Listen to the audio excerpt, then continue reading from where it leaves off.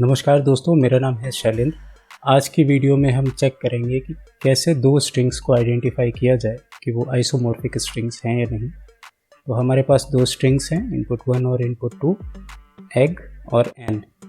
तो यहाँ पे मैंने लिखा है कि आप कैसे आइडेंटिफाई करोगे कि दो स्ट्रिंग्स आइसोमॉर्फिक हैं या नहीं, आप चेक कर सकते हो। तो दो सैम्पल्स को अगर हम देखें, एग और एंड को, तो इसमें जो पहला कैरेक्टर है ई, वो एंड के ए कैरेक्टर से मैप हो रहा है। नेक्स्ट कैरेक्टर जो एग के अंदर है जी, वो एंड के डी से मैप हो रहा है। सिमिलरली जो नेक्स्ट एग्जांपल है फू और बार का, तो फू में एफ जो है वो बी से मैप हो रहा है। नेक्स्ट ओ कैरेक्टर ए से मैप हुआ और उसके बाद का ओ कैरेक्टर ए से मैप होना चाहिए था, जो कि नहीं हो पाया और आर से मैप हो रहा है। इट मीन्स कि ये जो है आइसोमॉर्फिक स्ट्रिंग नहीं है। इनपुट 1 के अंदर एग रखा और इनपुट 2 के अंदर मैंने एंड रखा। अब मैं एक क्लास को ऐड करने जा रहा हूँ। यहाँ पे मैंने नाम दिया है स्ट्रिंग्स। आप मीनिंगफुल कोई भी नेम दे सकते हो।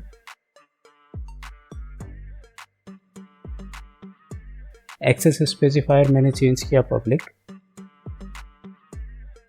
अब मैं एक मेथड ऐड करने जा रहा हूँ। उस मेथड की हेल्प से हम चेक करेंगे कि जो हम इनपुट देंगे दो स्ट्रिंग्स का, वो आइसोमॉर्फिक हैं या नहीं है। तो इनपुट देने के लिए मैंने सिग्नेचर में दो वेरिएबल डिक्लेयर कर दिए हैं, स्ट्रिंग इनपुट 1 और स्ट्रिंग इनपुट 2। अब प्रोग्राम फाइल में जाके मैं इसी क्लास के इसी मेथड को कॉल किए दे रहा हूँ और उसके बाद हम आर आइसोमॉर्फिक मेथड जो है वो उसको लिखेंगे।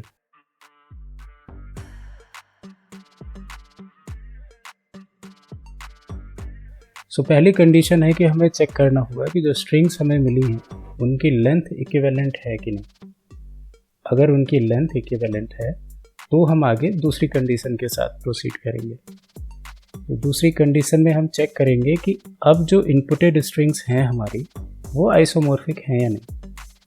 तो ये मैंने यहाँ पे कमेंट लिख दिया है, जिससे कि हम आगे जब प्रोग्राम में बढ़े तो आपको याद रहे कि कौन कौन से स्टेप आपको करने हैं। तो जो पहला वाला स्टेप है लेंथ चेक करने का, वो सिंपल है, तो वो यहीं पे लिख जाएगा। बट जो हम आइसोमॉर्फिक चेक करने का जो कोड लिखेंगे वो बड़ा होगा, तो उसको नेक्स्ट मेथड के अंदर लिख लेते हैं और उस मेथड को प्राइमरी आर आइसोमॉर्फिक के अंदर हम कॉल कर लेंगे। तो नेक्स्ट मेथड में मैंने ए स्मॉल कर दिया क्योंकि सी शार्प केस सेंसिटिव है, तो ये चल जाएगा। तो हम सबसे पहले अपने इनपुट को, दोनों ही स्ट्रिंग्स को कैरेक्टर एरे में कन्वर्ट कर लेते हैं। तो इसके लिए मैंने एक एरे डिक्लेयर की कैर और उसका नाम रखा str1, दूसरी एरे डिक्लेयर की कैर, उसका नाम रखा str2। अब मैं एक डिक्शनरी टाइप के वेरिएबल को यहाँ डिक्लेयर कर रहा हूँ और इसका जो पैरामीटर्स होंगे वो कैरेक्टर ही होंगे।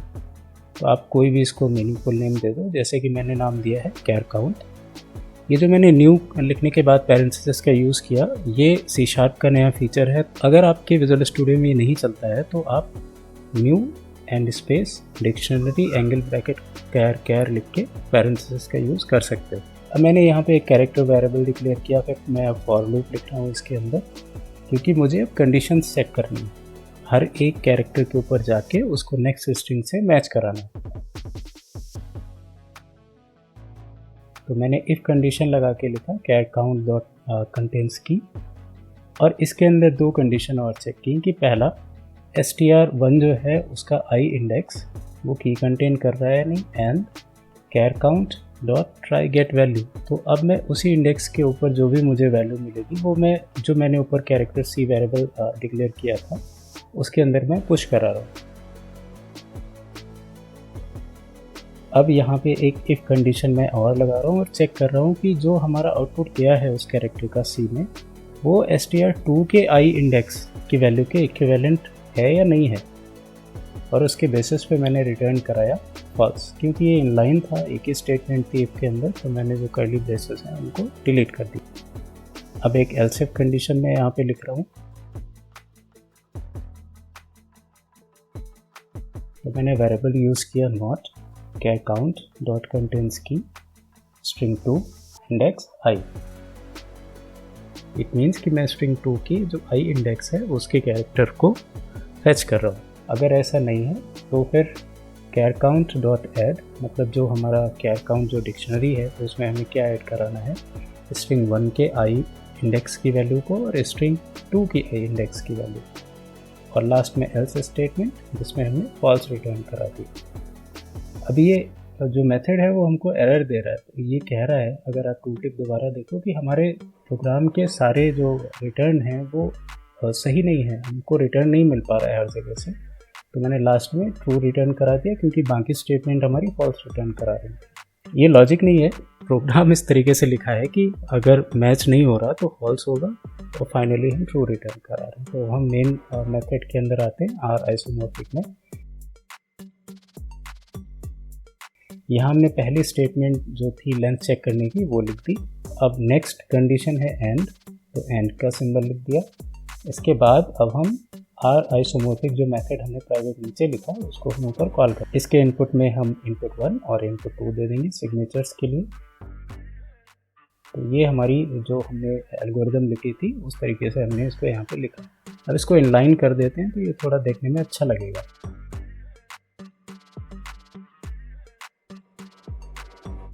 ओके, तो हमारी लेंथ भी मैच हो गई और उसके साथ साथ हमने आइसोमॉर्फिक स्ट्रिंग भी चेक कर ली। अब हम स्क्रीन पे एक मैसेज देंगे यूज़र को कि आपने जो इनपुट 1 दिया और इनपुट 2 दिया, मतलब जो दोनों स्ट्रिंग्स दी वो आइसोमॉर्फिक हैं। तो उसके लिए मैं स्ट्रिंग फॉर्मेट कर रहा हूँ यहाँ पे, input 1 and input 2 are isomorphic strings. इसी को कॉपी करके मैं एल्स कंडीशन में लिख दूंगा कि ये दोनों स्ट्रिंग्स जो हैं वो आइसोमॉर्फिक स्ट्रिंग्स नहीं है। तो सिर्फ नॉट यहाँ पे लिखना होगा और लास्ट में इफ कंडीशन में एक जो ब्रेस थी वो मैं भूल गया था, उसको फिक्स किया और ये सिंगल कोट में ऐड कर रहा हूँ जिससे कि जो वैल्यू हमारी स्ट्रिंग 1 और स्ट्रिंग 2 की आए, इनपुट 1 इनपुट 2 की आए, वो वहाँ पे कोट्स के अंदर दिखाई दे। तो हम प्रोग्राम में आए और हमने इसको रन किया। तो आप देख पा रहे हैं जो हमारा आउटपुट है वो सही है, egg and add are isomorphic strings. अब इनपुट को चेंज करके एक बार दोबारा से देखते हैं।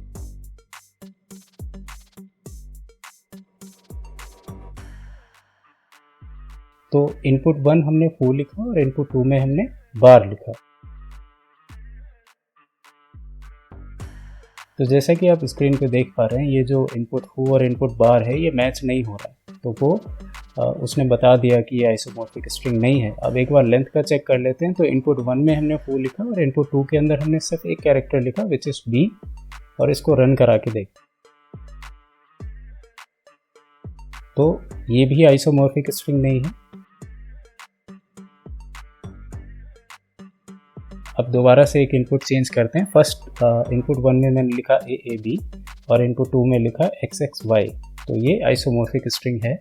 सो आउटपुट देखते हैं। तो प्रोग्राम बता रहा है कि ये आइसोमॉर्फिक स्ट्रिंग है।